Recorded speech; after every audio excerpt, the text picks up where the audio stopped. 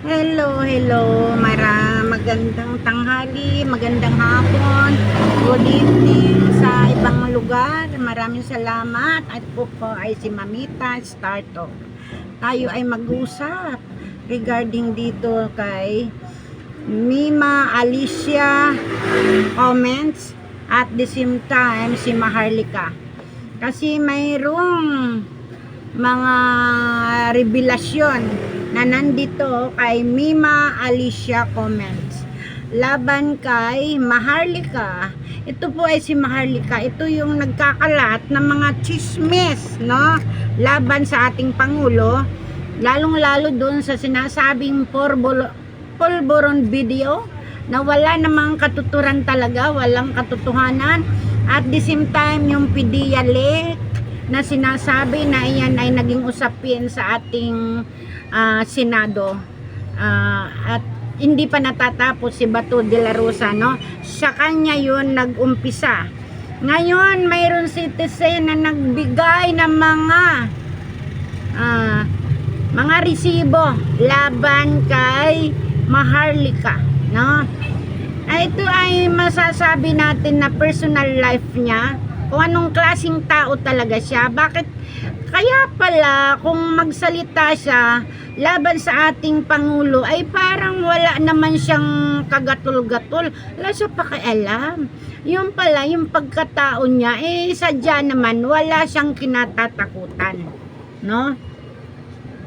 Basta lang siya magsasalita kung anong nasa isip niya, gagawin niya. O, di ba? Kasi nagawa din 'yan sa asawa niya mismo. Dito ay mapapatutuhanan ni Mima Alicia, mapapatutuhanan ni Mima Alicia yung mga aligasyon laban sa kanya, ha? Pakinggan natin yung unang video na ginawa ni Mima Alicia. Ito ay puntahan po natin siya, ay napakaganda ng mga topic niya about government, sa pagtatanggol sa ating Pangulong Marcos. Nandito marami siya yan, at ako ay nakapalo po sa kanya at ating pakinggan, no? Siyempre susuportahan natin siya dahil totoo naman na kasama natin yan, kahit hindi man kami magkita-kita, napapanood namin ang bawat video namin, no? Lalong lalo siya, at siya ay nasa 111,000 subscriber, di ba? Ito nga sinasabi niya, mayroon na siyang play button, no? Okay, congratulations darling. Sana all, di ba? Pakinggan natin, no? Disclaimer lang kay Mima Alicia comment, okay? Gusto ko lang iparinig sa aking mga viewers na ako ay nakikiayon din sa mga inilabas mo, no? Na pawang katotohanan naman ito dahil pinakita mo kamo sa iyong attorney, Mima. Disclaimer lang, no, ipaparinig ko sa aking viewers na ito ay hindi gawa-gawa mo. Pero I think kailangan nyo itong malaman. Ayan si Mima. Po, guys, Puntahan po natin si Mima po. Secret ni Maharlika na ginawa niya sa kanyang asawang Amerikanong iiwan. So ito na nga po, guys, sa totoo lang ha, malaking pasabog po. Kasi nagmamalinis si Maharlika dito sa social media, di ba? Pero sa gitna at sa likod harap, pagilid ng kanyang pagmamalinis, ang ina, meron siyang ginawang kasalanan na hindi ko alam kung ngayon nabigyan na ng justisya. Yes. Yun po yung pasabog niya about sa asawa ni Maharlika. Ito pala ay byuda. Itong Maharlika na to. Hindi pa gawain ng mga Pilipino. Diyos ko po. Guys, tataas yung balahibo na dito. Ganito po, kasama si Maharlika. Anyway, itong revelation natin na to, actually, I have a photocopy. Ayan, guys. Meron tayong photocopy. Yan yung mga photocopy niya. Ng kanyang asawa. Meron tayong photocopy, hindi po ako nagsisinungaling. Kasi meron pong nag-send sa akin na unanimous ang pangalan. Okay, pero nasa inyo guys, bago natin yung nakasulat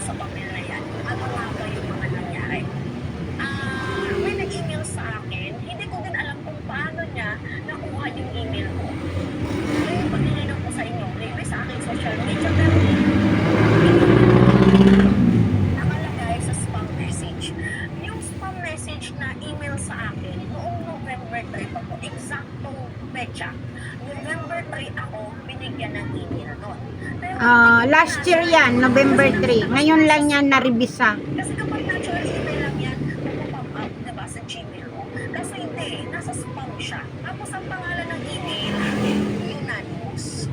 So ngayon nga po guys, dahil nga mayroon akong hinahanap na email, syempre hindi pa sa akin nag-i-email eh. Yung sa ano ko, yung sa silver play button ko, ay kala ko darating na, hindi pa pala. So, mag-unboxing tayo guys no, ng ating silver play button. So, hinahanap ko yung email ng UPS sa akin kung kailan niya yung dating ng tracking. Tapos guys, hindi ko inaasahan. Hindi ko inaasahan itong pangyayaring to. Binuksan ko yung spam. Tapos, ito yung tumagpad sa akin. Alam mo guys, itong si Maharlika ay graduate pala ng nursing. Ito ko muna sa inyo si Maharlika graduate pala ng nursing dito sa Pilipinas. Nagtrabaho itong si Maharlika according dito sa email. Tapos may mga picture na sila sa akin. Yung Unanimous Messenger na to, diba? Itong Unanimous lover natin, hindi ko alam kung bakit niya nga sa akin sinindi. Itong si Maharlika graduate pala ng nursing sa Pilipinas. Taong year 2007 or 2010 kasi may nakalagay doon 2007 na 2010. Babasahin ko na lang sa inyo mamaya or papakita ko kung this is the time kailangan natin i-review natin. Noong taong 2007 or 2010, si Maharlika lumabas ng ibang bansa. Nagtrabaho siya bilang caregiver. Domestic helper. Siguro to si Maharlika, kaya siya nag-apply ng caregiver kasi hindi yata to pasado sa board, no? So caregiver ang in-applyan niya papuntang US at yun na ang napangasawa niya ay yung alaga niya, ha? Kung sino ang naging amo niya na matanda. Okay.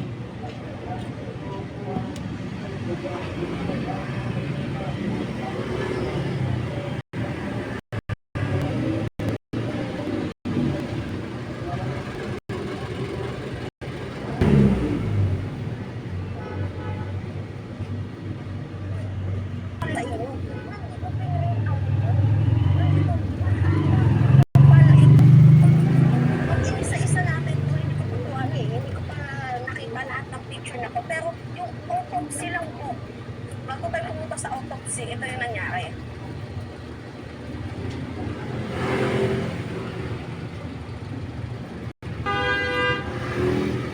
Yung asawa niya, nagkaroon sila, hindi daw talaga kasi according to Sunny, sa Unanimous lovers na nag-send sa atin, nagkaroon ng anak itong si Maharlika. Kasi nung lumipad siya doon sa ibang bansa bilang domestic helper, bata-bata pa naman itong si Maharlika. So, nadyuntis ang lola nyo.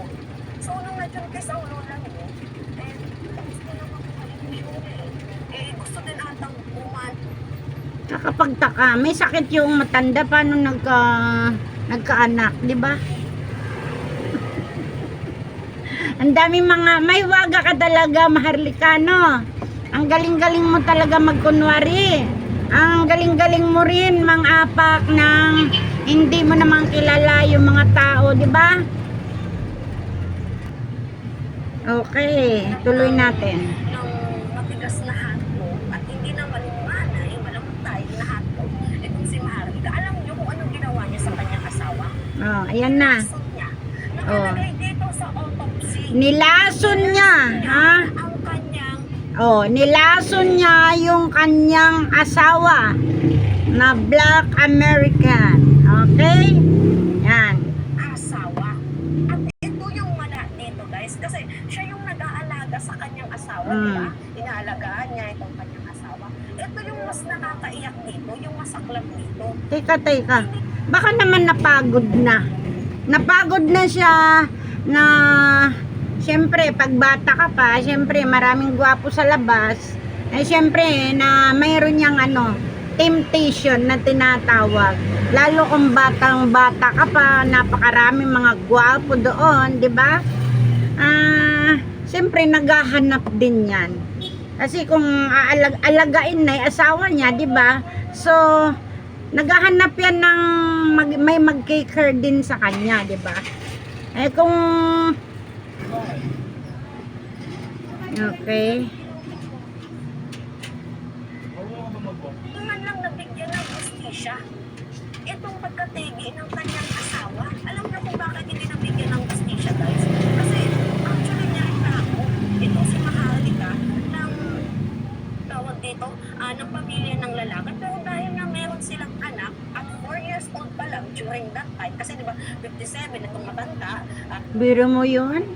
Kung wala ka palang anak, wala kayong anak, aba, wala ka sa social media, di ba? Naghihimas ka dapat ng rihas. Ano, Maharlika? namatay. Swerte mo, may anak kayo. Ganun, after 4 years na po, guys, compute nyo na lang, natigi nga itong asawa at lumabas sa OPC.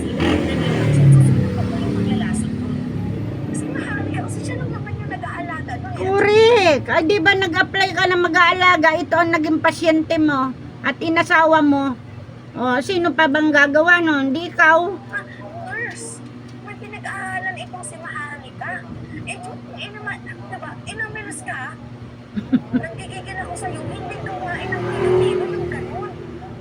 Diba, tapos yung pangalawa niyang asawa, Ewan kung anong lahi yan. Walang puso. ngayon, ewan ko kung sila pa, kasi according lang din dito sa Uranus na ito, pinipirahan niya. Kasi sa damag ng palay, nakapatong na kaso sa kanya. Kaya pala, kung birahin mo ang ating Pangulo, wala kang pakundangan, mananap ka, di ba? Yung pala, kailangan mo ng pira. Alam na namin, ngayon. Kita mo yan, ikaw pala ang bulok, ha? Ikaw pala ang dapat lang na magbangag dahil may mga kasalanan ka, ha? Pinipirahan niya yung pangalawa niyang asawa. So gawin back dito sa kanyang first na asawa, kinasuhan siya ng pamilya ng lalaki, ng Black American. Ang problema nga lang dito, hindi itinuloy yung kaso kasi meron silang anak. Meron silang anak na lalaki. So yung kulay ng lalaki kay Monty, hindi naman totally black. Oh, mulato yung ganon, mulato.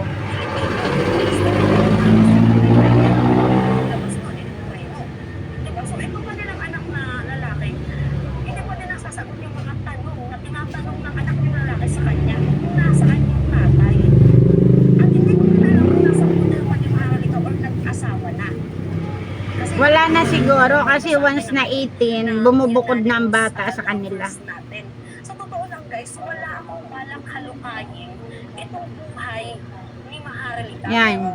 Nandito sa papel na to, ipapakita ko sa inyo soon. Siguro this is not the right time para i-review ko muna yung Yes. ng kanyang asawa. Kasi nakalagay din Go, Mima, go. Dito lang kami, support kami sa'yo. Anong hospital, ano yung gamot na ginamit para... Nako, kompleto pala.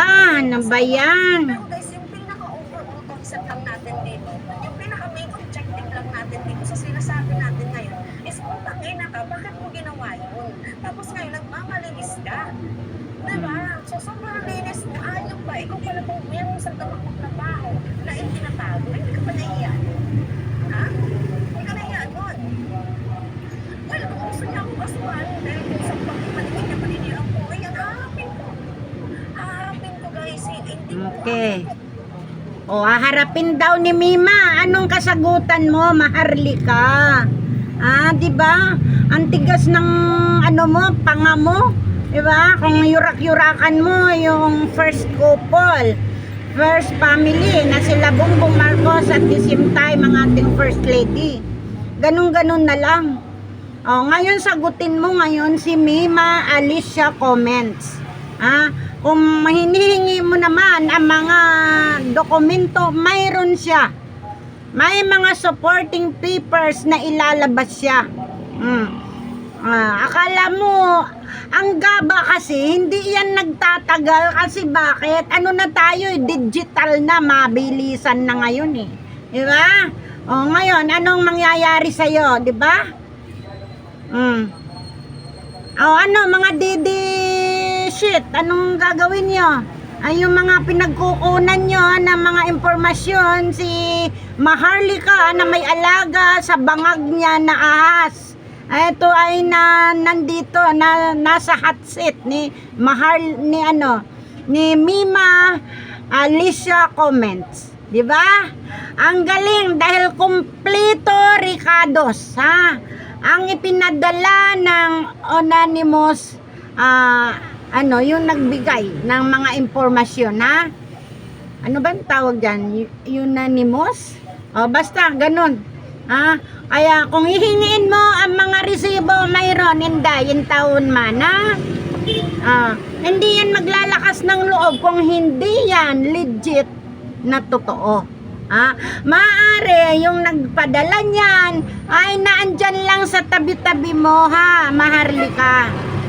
Tingin-tingin din, baka inaahas ka na sa tabi mo. Ayan, sagutin mo si Mima. Para magkaalaman na yung pamimerisyo mo sa ating Pangulo, sa ating gobyerno, ito na yung gaba mo. Diba? Kung tawagin mo kung ano-ano yung ating First Lady, ang ating mahal na presidente, kala mo matino ka pala, matino kang tao, yung pala ikaw ang napakabaho. Diba? Hanggang sa muli, puntahan po natin si Mima Alicia Comments dahil napakarami pa niyang i-reveal, ha? Ngayon lang mayroon siyang video na yun din ang topic niya. Kumbaga iniisa-isa niya para hindi magulo. Okay? Maraming salamat at hanggang sa muli.